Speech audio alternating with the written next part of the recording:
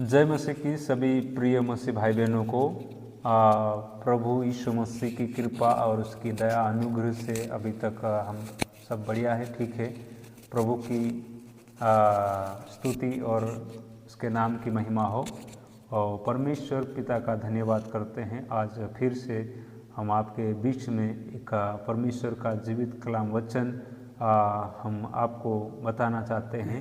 परमेश्वर का वचन हम सबको हिम्मत और बल और ताकत देता है। परमेश्वर का वचन से हमें सामर्थ्य और बुद्धि और ज्ञान और हिम्मत मिलती है। परमेश्वर का वचन महान सामर्थ्य और दोधारी तलवार से भी बहुत चोखा है। परमेश्वर का वचन आज हम आपके बीच में एक और वचन आपको बताना चाह रहे हैं। तो प्रिय मसीह भाई बहनों, आप ध्यान से सुनिए परमेश्वर का वचन क्या कहता है। हमारे बीच में मंगला कुछ वचन आपको बताएगा। हेलो भाई बहनों, जय मसीह की सब और सुनने वाले सुने। ये वचन ऐसा है कि इतना भी गुस्सा लगे लेकिन आप धन्यवाद करो। और निर्गमन पुस्तक में 14 और 14 वचन में लिखा हुआ है, क्योंकि तुम कोई भी अगर तुमको गाली गुप्ता करे तो ये वचन बोल के आपको शांति मिल जाएगा, लेकिन तुम्हारे लिए यहोवा लड़ेगा।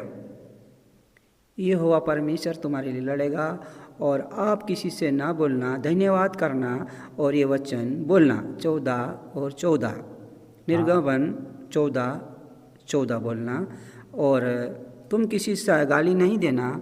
जो भी बोलता है यहोवा को धन्यवाद करना कि तुम्हारे लिए यहोवा लड़ेगा, तुम्हारे लिए लड़ेगा। और तुम जो मर्जी पड़े यहोवा वो करेगा, लेकिन तुम मुंह बंद रखना और चले जाना।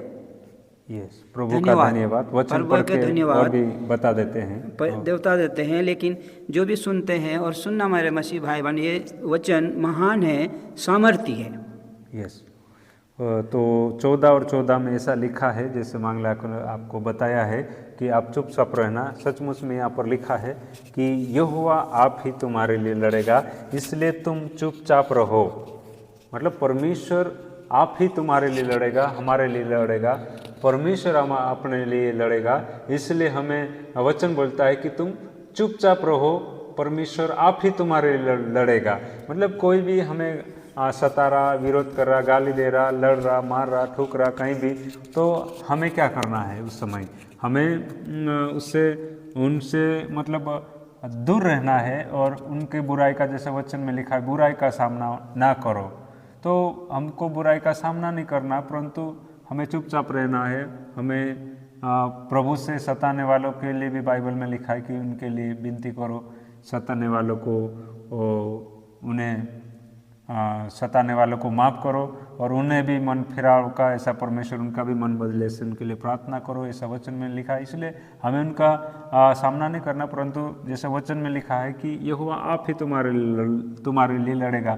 परमेश्वर अपने लिए लड़ेगा और उसको भी परमेश्वर ही है न्याय करेगा।